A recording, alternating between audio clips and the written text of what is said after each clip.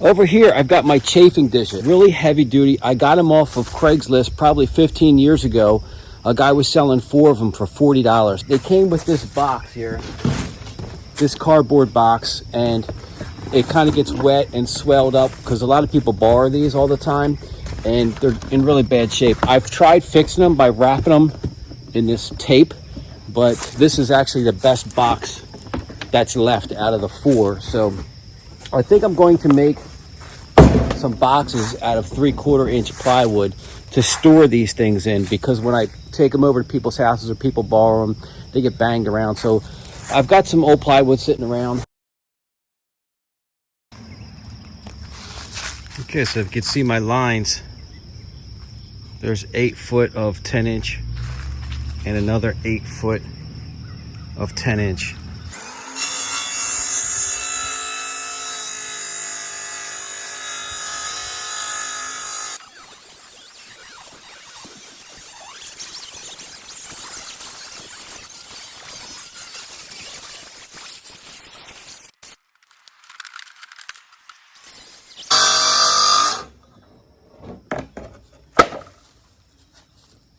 Whew. The saw did not like that. When you're ripping that plywood, and that's 3/4 inch pressure treated. So, and I could have probably changed the blade. I actually have a new blade, and I might actually let it cool down and change it, because I really had to push to get it through there. So we ain't playing around. We got some brand new Diablo blades, and these are just basic framing. When I like general purpose, but the framing is for the kind of crap I do is good enough. But let's change the blade on this thing. Let's see the difference that this new blade can make. Try to cut this strip off.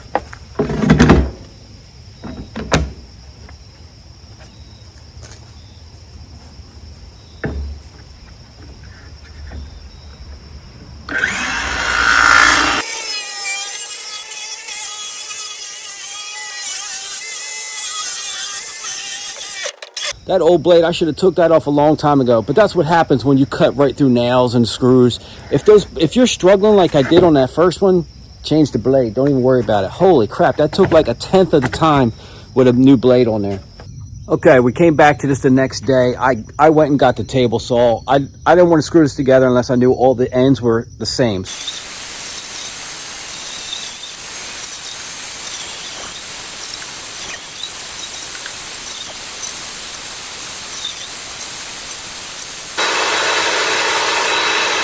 Look at this boy, all bowed out. It's separated, no good. All right, so we got to drill the holes first, otherwise the screws will split it.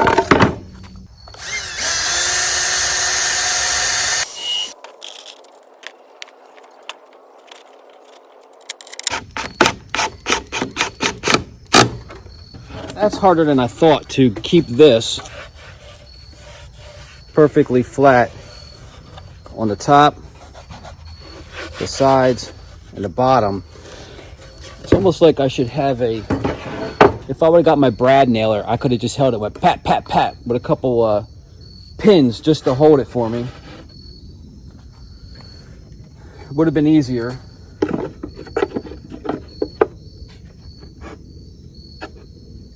It's the next day.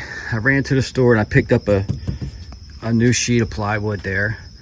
$55 for that 3/4 inch pressure treated piece of plywood. $55.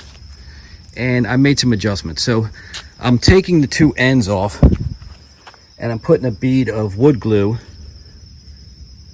on here, and then I'm putting the side back on there, and I'm replacing the 2 top screws with a longer screw. So the top of it, because these screws only go in that far. Now the bottom's not going to matter, because there's going to be a bunch of screws along the bottom once I put the bottom piece on, but just this top was only being held in all 4 corners by a 1/2 inch of screw. So I figured replace it with a long sucker along the tops. So, and then I'm going to cut out the boxes for the other 2, because I got to make 4 of these things. All right, all 4 boxes are done. So I'm gonna put the bottoms on. So I'm gonna make the bottom cover all 4 of these edges. So it's gonna go from side to side, top to bottom. It'll be a one flat bottom on here with none of these edges sitting on the ground. And I'm gonna take it off the factory edge because I've been cutting from this side. So now I'm gonna flip over there and get one good corner from up there and one good corner from down there to get it as square as possible.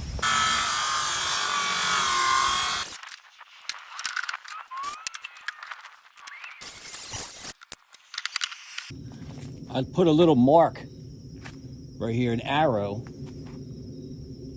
so I know where this factory edge is. So this will start to square.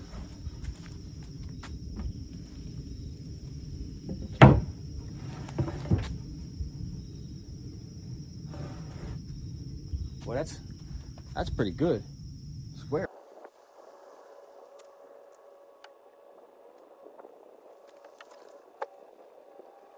I think we'll be all right with these little ones because I'm gonna put a bunch on.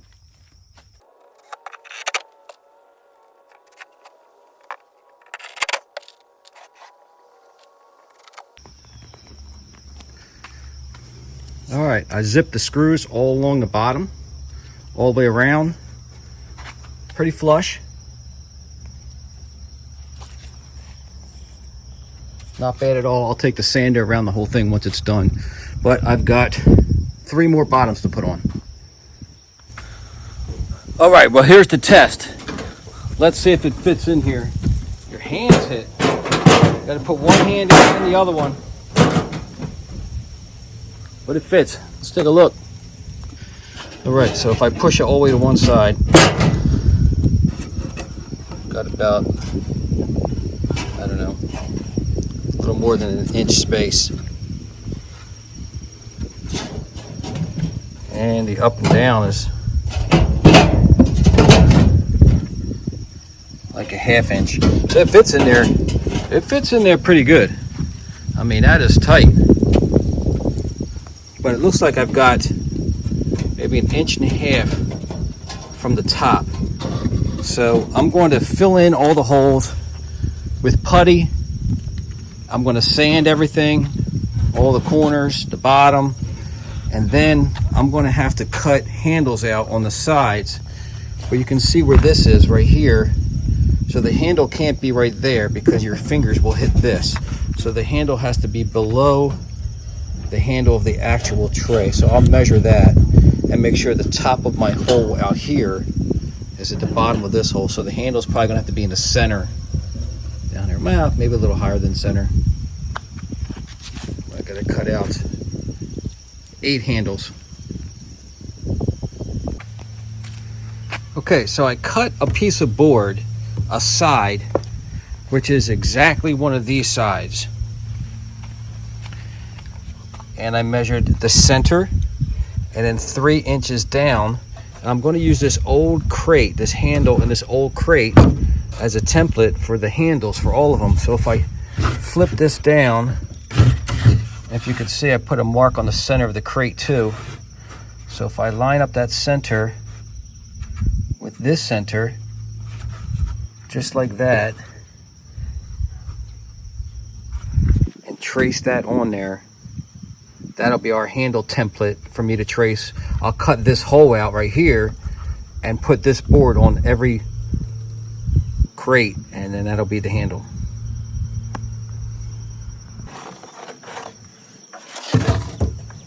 Okay. So there it is. So all I have to do is hold this on the edge of every crate and just trace this hole inside on every one of the sides there, and then just cut it out. All right, so let me drill a hole and get the jigsaw and we'll cut that out. I should have mentioned that this plywood I bought sucks. All that plywood is peeling apart, like it's so wet. All that plywood that when I'm putting the screws in, the plywood sheets are just separating. It sucks.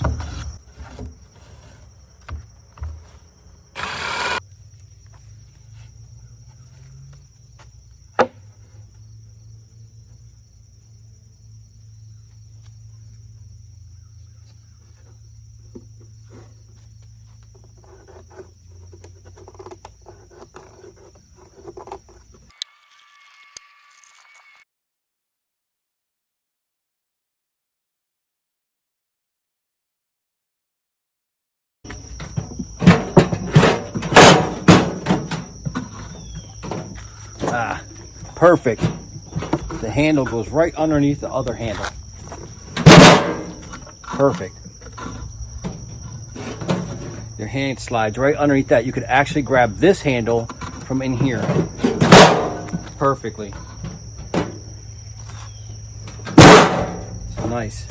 Now we got to figure out some kind of lid on here. All right, so I got this. I'm just going to go around and fill all the holes.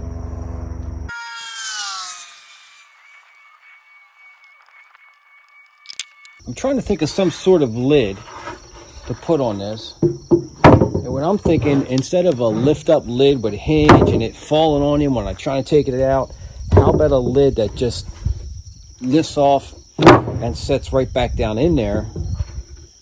I'm thinking almost like a, I don't know, like if I trace this out, and maybe if I put some kind of a strip all around in here, when you set the lid down on there, it won't wiggle. It'll just set down in the hole of the top. I might try that because I have enough space to put a little nailer in there to put something on the bottom of the board to set it down in there. Just enough room. All right, so this is what I figured out with the lid. Instead of putting hinges and stuff like that, this is the bottom part of the lid underneath of it. So I'm just putting these blockers in there and just screwing them in, and then the lid will sit inside the box. It can wiggle a little bit, like a 1/4 inch to a 1/2 inch each direction, but the lid will stay on. And then I'll put 2 holes so you can take the lids off. And it just slides right in there like that. Now I can move around, like I said, up to a 1/2 inch in each direction, but the lid will stay on there. So I'm just going to drill this one. I ran out of wood, so this is a different type of wood, and I made it just tight enough because it's short. It's the biggest piece of wood. It's just not big enough, so I don't have any more of that wood. So I'll have one box with an off lid for now. So let's put holes in it, and then I got to do a sand job on all of them.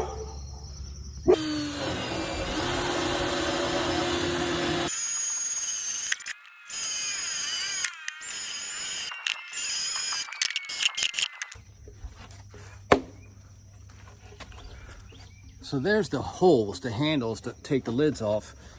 But you can see what it does to the plywood. If you push that hole saw completely through, it peels your plywood. So I stopped halfway when the drill bit came through and did it from the other side. But this is the bad piece of board that doesn't fit, the spare. So I wanted to try with that one first.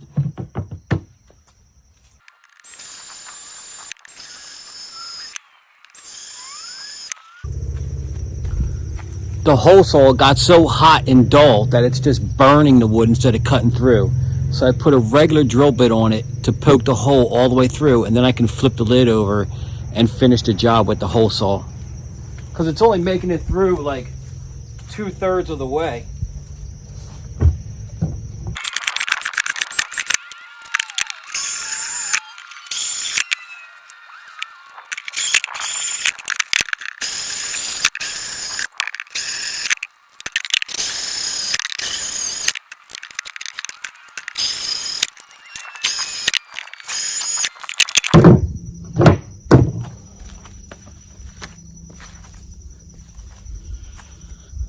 All right, that's the lids. All that's left to do now is sand it. We don't want any sharp corners or edges. No one to get splinters when they reach to grab it or slide their hand along the edge of it. I'm gonna sand all them edges down.